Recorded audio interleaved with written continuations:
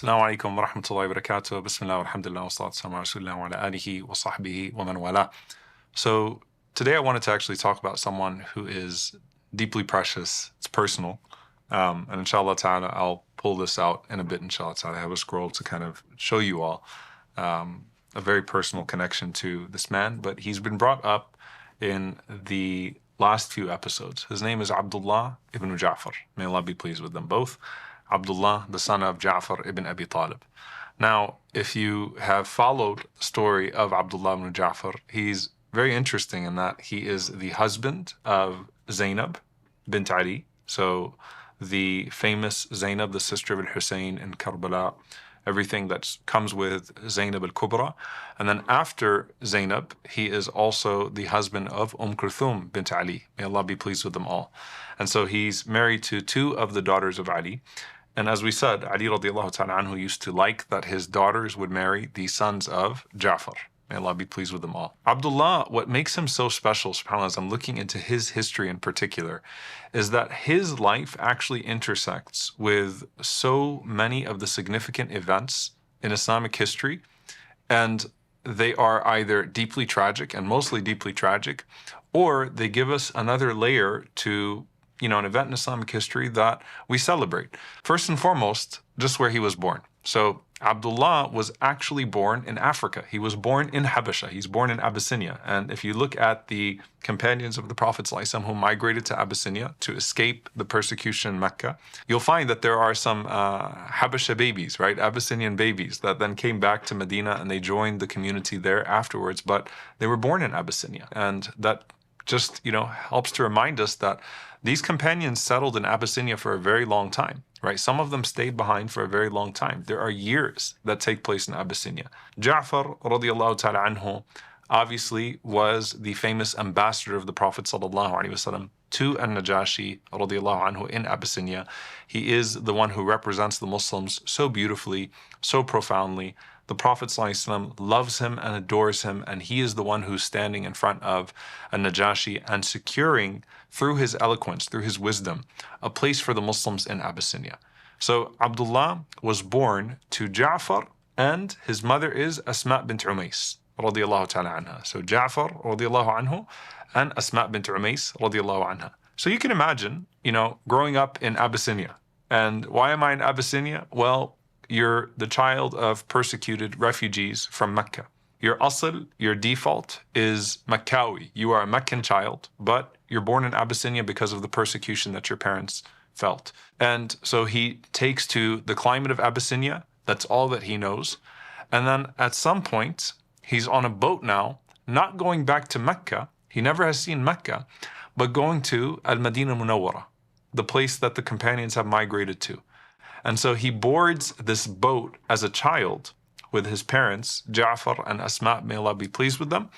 And he's on this boat going to Medina, crossing the very difficult waters to get to Al-Madinah. And when they arrive in Medina, meet the Prophet sallallahu alaihi wasallam.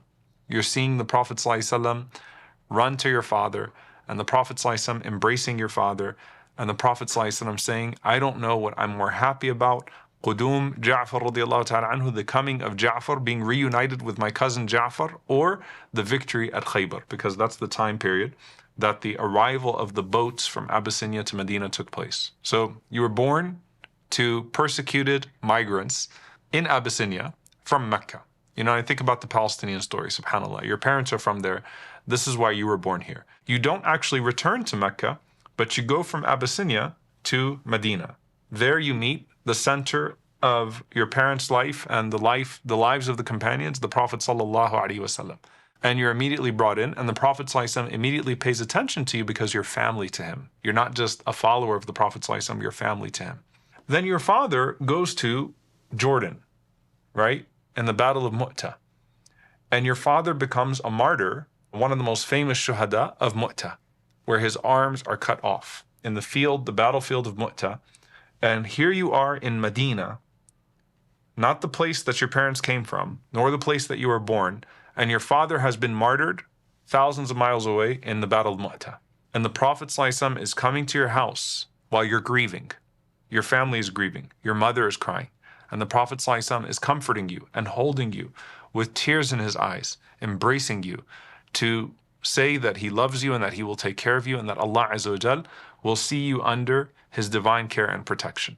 Like, think about how the world is changing so quickly. So my life already intersects with the initial persecution of Mecca, the coming of the Muslims to Abyssinia, the hijrah to Medina, a very unique hijrah, and then a devastating, battle where my father is martyred in the most gruesome of ways and loses his arms, radiallahu ta'ala anhu. And suddenly, what are people calling me? Abdullah ibn Umar radiallahu ta'ala anhuma would say to him, Marhaban ibn dhul janahain. Welcome, greetings to the one who is the son of the man of two wings. Greeting to the son of the man of two wings. Ja'far radiallahu ta'ala anhu is the man with two wings, because the Prophet ﷺ mentioned that I saw Ja'far radiallahu ta'ala anhu flying in Jannah. Flying in Jannah. So Allah Azza wa Jalla replaced the arms that were taken from him with two wings by which he can fly throughout Jannah. So now your father is dead and you are in Medina, and the Prophet ﷺ loves you and cares for you, and the companions love you and care for you. And then his mother, Asma bint Umays, marries Abu Bakr as-Siddiq radiallahu ta'ala anhu. And she is the one that gave birth to the half-brother of Abdullah ibn Ja'far, Muhammad ibn Abi Bakr, as they were going to Hajj, right? At the miqat, on their way to Hajj, the farewell Hajj with the Prophet ﷺ. So now your life intersects with the Hajj of the Prophet ﷺ as well. And Abu Bakr passes away. Asma radiallahu ta'ala anha washes the body of Abu Bakr, and she marries Ali ibn Abi Talib radiallahu ta'ala anhu, the uncle of Abdullah ibn Ja'far, and soon to be as well the father-in-law of Abdullah ibn Ja'far, because Abdullah ibn Ja'far will marry both Zainab al-Kubra as well as Kulthum afterwards. So I know that's a lot of names, so just follow along with me once again. Abdullah was the son of Ja'far and Asma. Ja'far passes away and Asma marries Abu Bakr. Abu Bakr passes away and Asma marries Ali. Ali is his uncle, but also he will, as he grows up, marry the daughters of Ali radiallahu ta'ala anhu at separate times, Zainab al-Kubra as well as Kulthum. Now, he was about 10 years old when the Prophet ﷺ passed away, so he was very aware. It's not like he was too young to remember all of this happening. He was very aware with the hijrah from Abyssinia to Medina. He was very aware with the martyrdom of his father. He was very aware with the death of the Prophet ﷺ then, who you can imagine, the Prophet ﷺ stepping into their lives after the death of his father, Ja'far radiallahu anhu, was very difficult. And now your life intersects with Karbala as well, because Zainab was his wife and he lost his own sons. And subhanAllah, that entire episode of the painful martyrdom of Al-Hussein and the captivity of Zainab, that's his wife. So now you intersect with that tragedy as well, the martyrdom of Al-Hussein radiallahu ta'ala anhu and some of your kids in Karbala, as well as the captivity of your wife in Karbala. She dies and you marry Kulthum. Kulthum has a tragic death, as we covered. Kulthum dies, and you have to witness that tragedy. All right, what is your ending going to be like? So subhanAllah, this actually introduces to us the last layer that I'll mention of today's episode of Islamic history. In the year 80 after Hijrah, there was something called Sayl al-Jahaf, which means the flood that wiped out everything. What's interesting about this flood is that it actually was not a widespread flood, but it was a storm that hit a very small area. And it happened 80 years after Hijrah, on the days of Hajj, while the Hujjaj were setting up for Arafah on Yawm al-Tarwiyah. So the 8th of Dhul Hijjah, on the 80th year, in the 80th year after Hijrah, the Hujjaj are preparing themselves for the next day of Arafah, and the storm comes upon the valley, and it was such a vicious storm that it wiped out the Hujjaj that year, as well as their belongings. So many of those that went to Hajj that year, not all of them, but many of them died in that flood. One of them was Abdullah ibn Ja'far radiallahu ta'ala anhuma. So you think, like, subhanAllah, his history, the persecution in Mecca, being born in Abyssinia, making hijrah on a boat from Abyssinia to Medina, his father dying in a faraway land in Jordan, the Prophet ﷺ dying in Medina, witnessing that, his wife going to Karbala, all of these things happening, and then his next wife dying a very tragic death in Kulthum. And then now you yourself pass away in Hajj, preparing yourself for Arafah in the 80th year after Hijrah. So he's truly a remarkable man. And subhanAllah, the reason why I mentioned it's very personal. You know, some of you have heard me talk about my mother, may Allah have mercy on her, and this is very precious. This was the scroll that my mother, may Allah have mercy on her, used to hang over her bed. And my mother was a descendant of Ja'far radiallahu ta'ala anhu, and they have a very beautiful tradition, subhanAllah, as the descendants of Ja'far, which there's so much tragedy and istishhad and martyrdom in that family, subhanAllah, that you can even see it at the top. But they have a history of passing down the scrolls where if you look up at the top, you'll see Dhul Janahain, the possessor of two wings, being Ja'far radiallahu ta'ala anhu. And then right under Ja'far radiallahu ta'ala anhu, you see Abdullah. And then right under Abdullah ibn Ja'far, you see Ali. And you come all the way down to my grandfather, Munib Hashim, rahimahullah ta'ala, who was a mufti in Palestine and Nablus, and his family over there, which of course extends to my mother's family as well.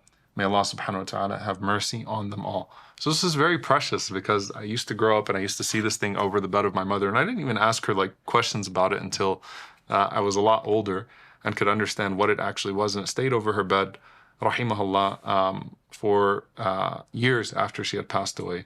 And it's something that the family of Ja'far radiallahu ta'ala anhu and the descendants of Abdullah, so you can actually see Ibn Dhul Janahain, you know, the son of the possessor of two wings. Like there's a visual to when Abdullah ibn Umar would call him that. May Allah subhanahu wa ta'ala be pleased with them all. And again, it's a reminder that sometimes Allah subhanahu wa ta'ala chooses certain families for difficulty.